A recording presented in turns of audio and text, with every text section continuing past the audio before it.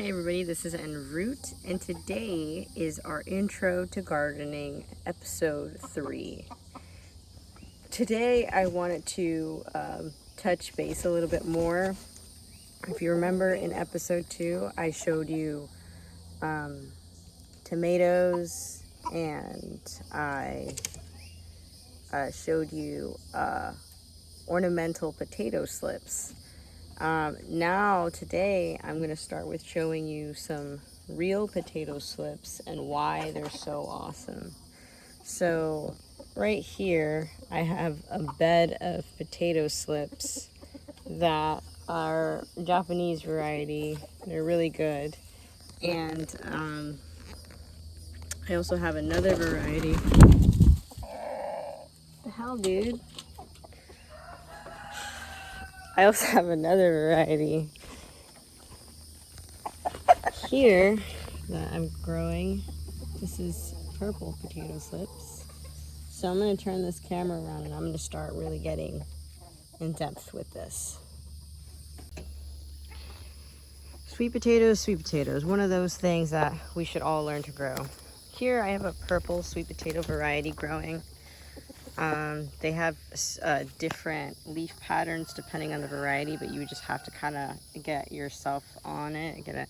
I also put a orange garnet sweet potato. You can see that sweet potatoes there. The slips are growing out of it, and all along the stems of these sweet potatoes you can grow roots, so you can bury these slips that you see here super deep and have a bunch of sweet potatoes. Let me move it back.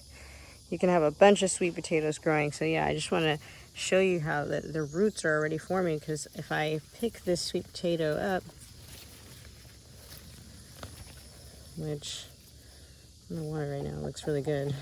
Just kind of want to let it grow for a little bit.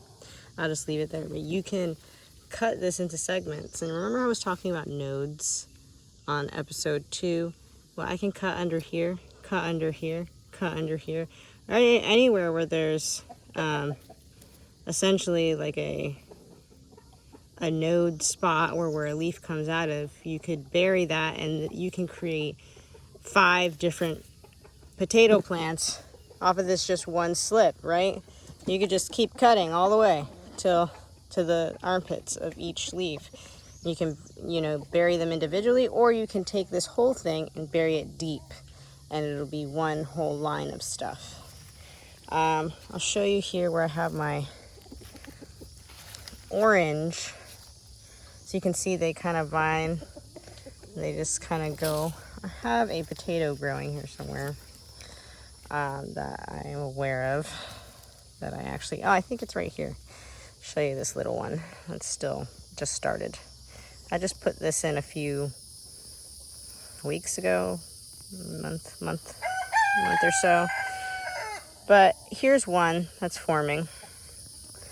Probably isn't forming well because I keep looking at it, but I wanted to show you guys just for representation purposes. I had another sweet potato around here, but I don't know where it went. Oh well. Now it's growing another one here. So here is the regular orange sweet potato that you would normally see in the store, and it's just the beginning stages of it. And so I didn't really do this bed correctly, but this potato's growing. It's doing well, and I'm just gonna cover it up and let it do its thing, because obviously we want it to be way bigger than that. But I just kind of wanted to show you, see how, and you could even lay down these slips, and if I just lay them down like that all along the roots, you'll create potatoes, and you can put them wherever you'd like. I'm letting all these slips grow. I may sell some, and obviously I'm going to grow a bunch because I love purple sweet potatoes. So we'll go look over at the other sweet potato bed I got going on here. And this one I started a while ago. It's prolific. It's been here a while, even went through the winter months that I haven't actually gone in there. I probably have a lot of potatoes in there.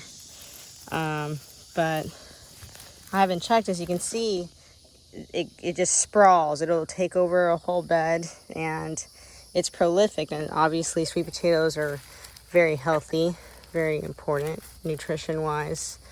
I know I have a little one growing somewhere over here. I don't want to disturb everything. So I didn't want to disturb the whole bed because I want everything to kind of keep growing. But I moved these 2 logs from this log bed out of the way so I can find some growing next to it. And I did. I found these small ones just to give you a view of what's going on down here. See, and this is why I don't want to disturb the roots, because if you cut that cord there, then the leaf isn't bringing energy to the root, you know, it can cause some issues, obviously. So I have these 3 little potatoes. They're, you know, they're not obviously there yet, but I just wanted to show you what was going on in here. And I probably have some way deeper, but again, like, this is not, I didn't want to come here and pull the whole bed out. So as you can see, these layers, you have the leaf layer, you know, doing that photosynthesis, and then the roots come and they go down and they get nice and bulbous here. So this is what's cool about this, you know, you can see those layers, what's going on here. And so there is your sweet potato. This is a Japanese variety, so it is a little different and than the other one that I showed you. But this is a great sign, you know. I know that it means that the bed is filled with potatoes. So I'm just gonna leave these alone. I'm gonna let them continue to grow. And I just wanted to kind of show you what was going on underneath this. So there is your layers. There is your sweet potato formation. So we're gonna put these logs back and let them do their thing.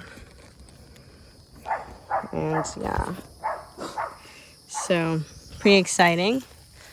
I can't wait to actually dig this bed up because, you know, free food. It's awesome. So that is our lesson on the potatoes for today. What's cool about potatoes is that, especially sweet potatoes, specifically sweet potatoes and potatoes are not the same. Guys, stop fighting. Well, it looks like this one went bad. Guys. But the point of the matter is you can throw a potato in there if it's not bad, and it will sprout for you. So, or you could just buy some potato slips, but you know, it's up to you. So that is our little lesson on sweet potatoes for today. Let's move on to suckers.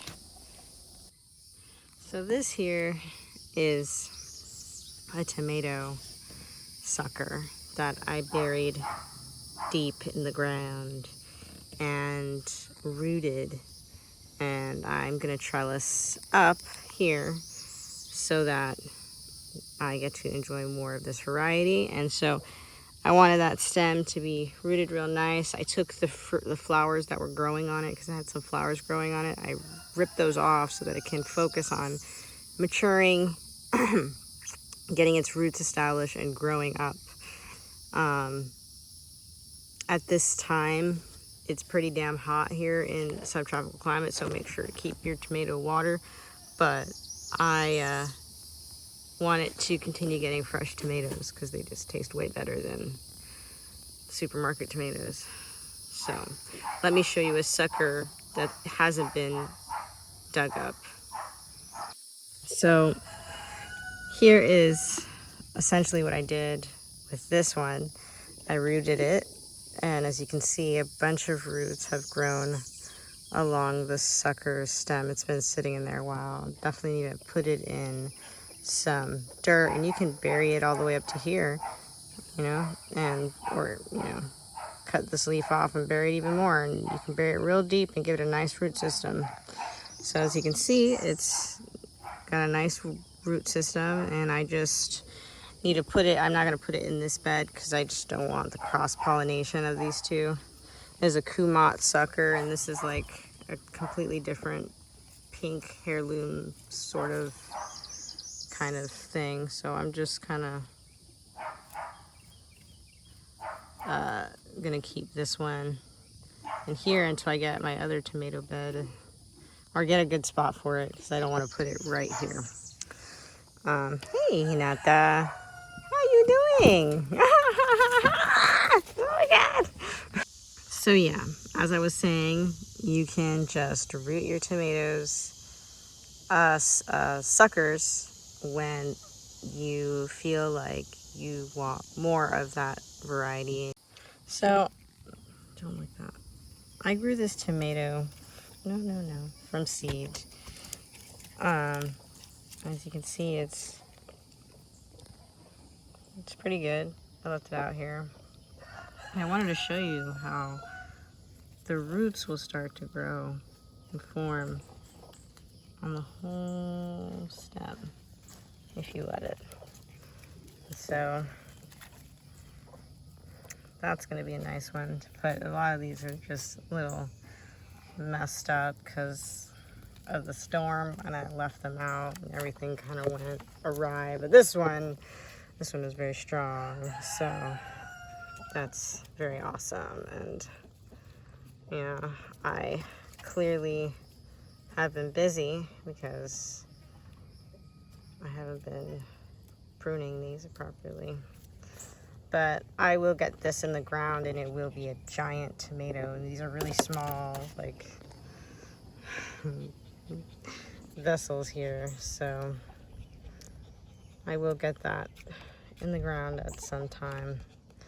But I let this sit in the storm, so I'm surprised I'm able to salvage any of it.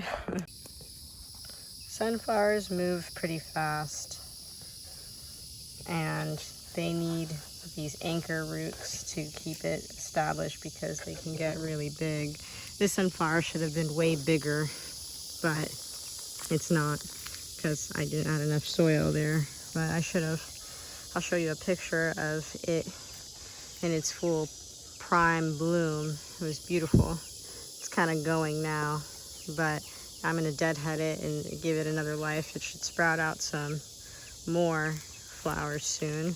And if I add about 2 inches of soil here, these will start to turn into roots. And just like a tomato, it has all these little hairs on it that have the potential to be roots. And one wouldn't think that, but you know, it is kind of a reality. So that's why it's creating all these surface roots. Add more soil, it will create more roots, and it'll get bigger and better and more awesome, and it'll give me more flowers. So yeah, we're gonna experiment with that, and I'll show you what happens later after I add some soil and it grows a little bit more.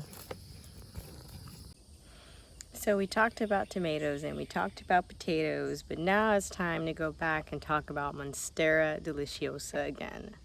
And the reason why I want to talk about Monstera deliciosa again is because there are many plants with the same growth pattern as the Monstera deliciosa. And so when you understand Monstera deliciosa, you might actually understand many other plants similar to it.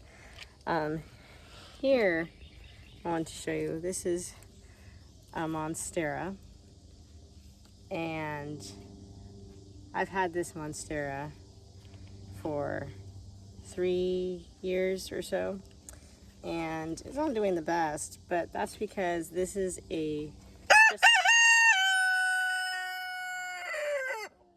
dude, that is so rude. So I just wanted to show you who interrupted us so rudely. It was him. I hatched this damn bastard out of an egg, and he treats me like this. What's wrong with you, man?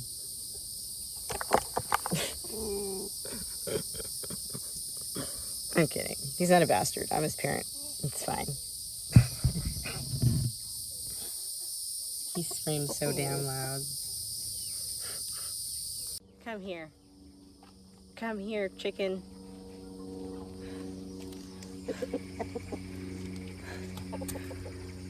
So rude.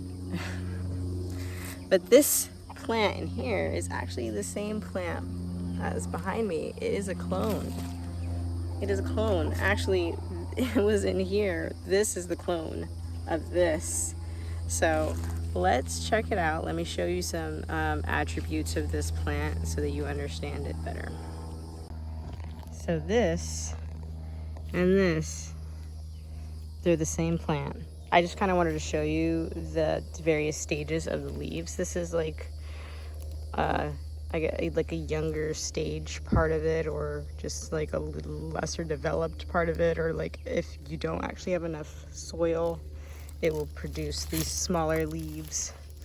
So this is a bigger version of it that I allowed to root into the ground, and so it's a lot more vigorous and super cool, the growth. And I wanted to show you this. So like I said, I've had this monstera for a few years now, and I recently put it in the ground on this willow tree because monsteras will climb up like an orchid almost, and they'll go all the way up, as tall as the tree is, 40-50 feet. It'll just keep growing because it's a vine essentially, right? And so I just wanted to show you some nodes that are popping out here and here, and there's more. And so I put a lot of the roots, I'm gonna cover those up so they stay in the shade. I don't want them to. I just kind of want them to have every chance not to dry up. So I put the root system next to this tree. As you can see here, there's like really pretty moss, but it will attach to the tree and it will root in the tree, and it'll start to climb the tree, and it'll be super awesome. And so I got this whole thing rooting into the ground now. There's here is a brand new node root going in to the ground, and that's going to get prolific, and that's going to create and cause a lot of new growth for this Monstera deliciosa. And as you can see right here, I have new growth coming in.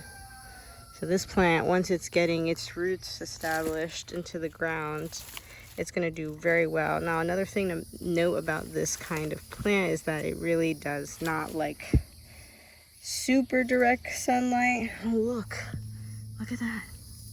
That's a node. Look, we found another node. Find the nodes, and so that will root in, and that will do its thing, and this thing will get prolific. I don't know why it keeps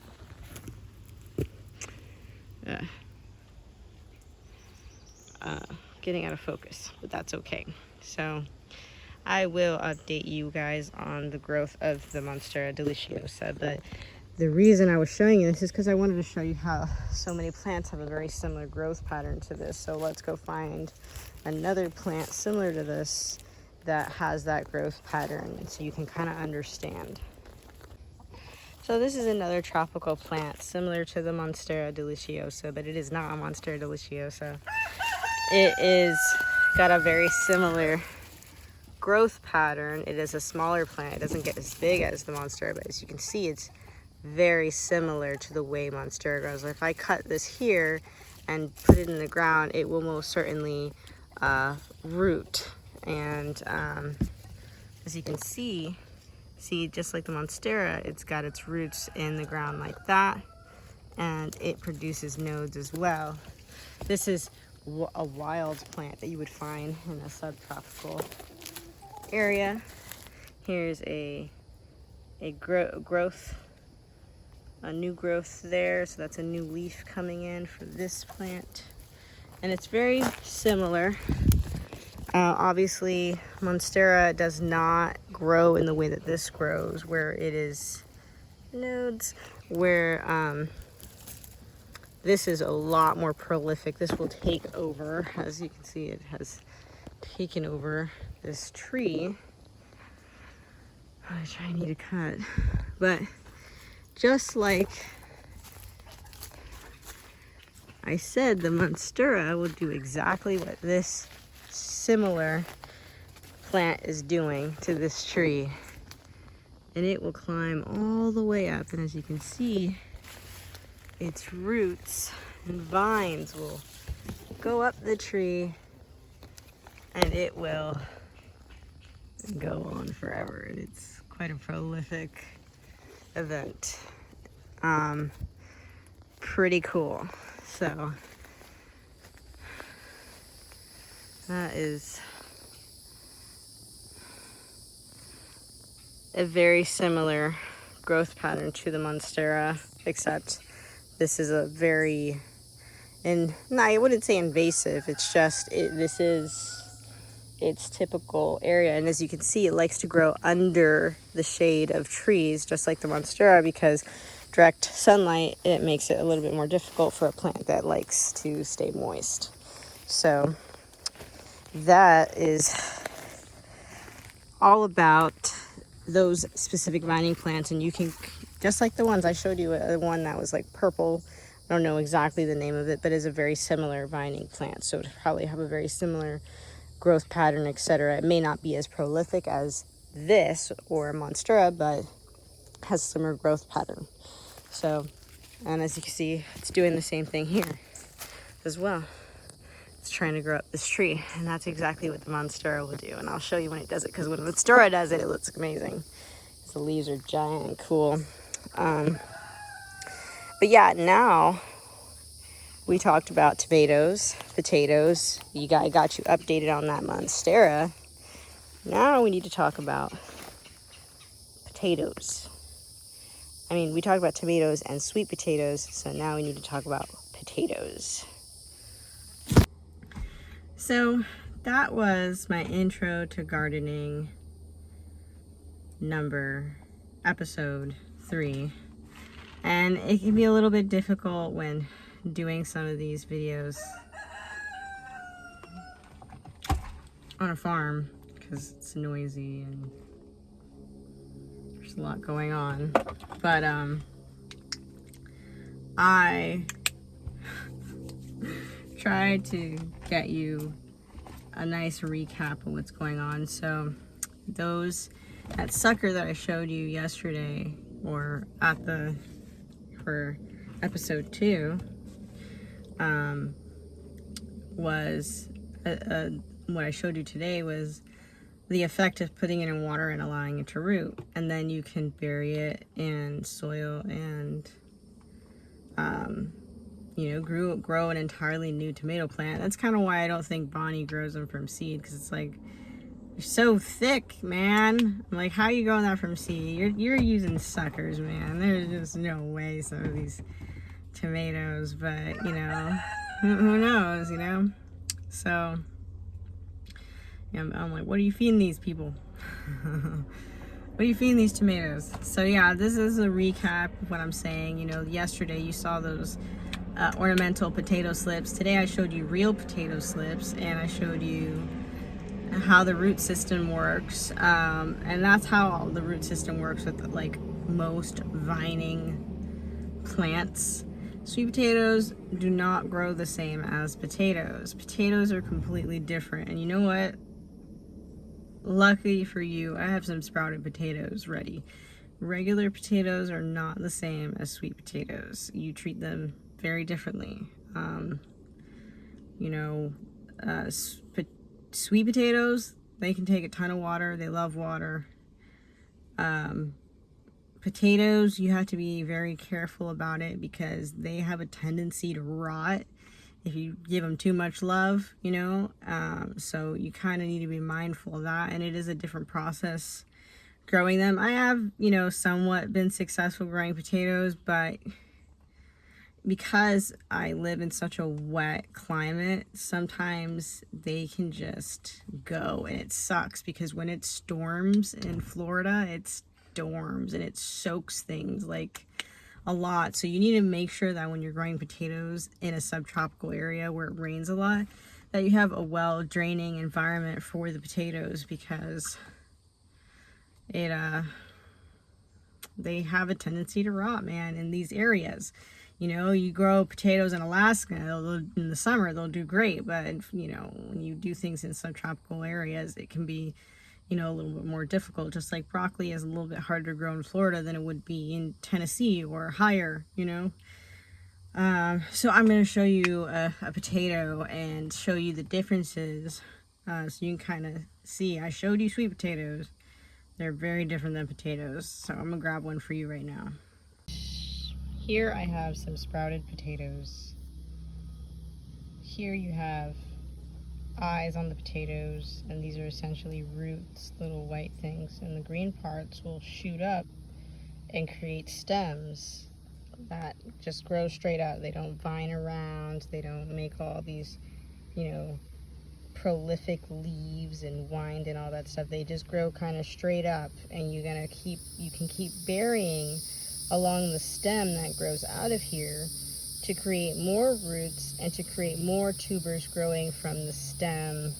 So kind of like a reverse, how do I explain it? Like, because it's underground, but it kind of grows similar, not in the sense that it grows like the same or it is the same, but Brussels sprouts, how it just grows up a stem, but this stem is underneath the ground, and it's not the same thing, but it's similar structure is what I'm saying. So that kind of structure going down into the ground is what happens. So once this starts to sprout up, you can add soil along that stem, and it will start to reproduce potatoes along that stem. And so I think the best thing to do is if you live in a subtropical climate, and see how these are roots, they kind of got like some burnt ends, they've been sitting a little too long. I gotta plant these ASAP. But I don't know what I was saying before, but the point of the matter is that they're not like sweet potatoes at all, and you shouldn't treat them the same at all. Sweet potatoes are like a more tropical climate. They can handle the heat, they can handle all that.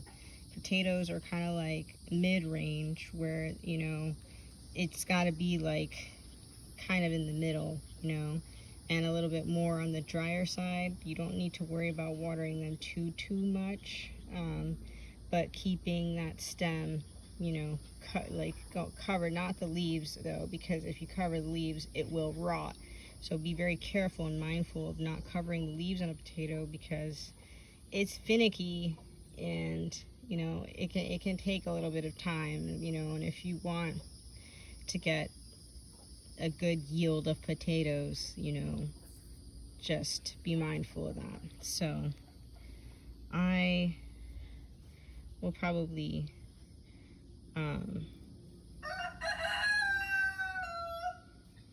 grow some potatoes with you guys.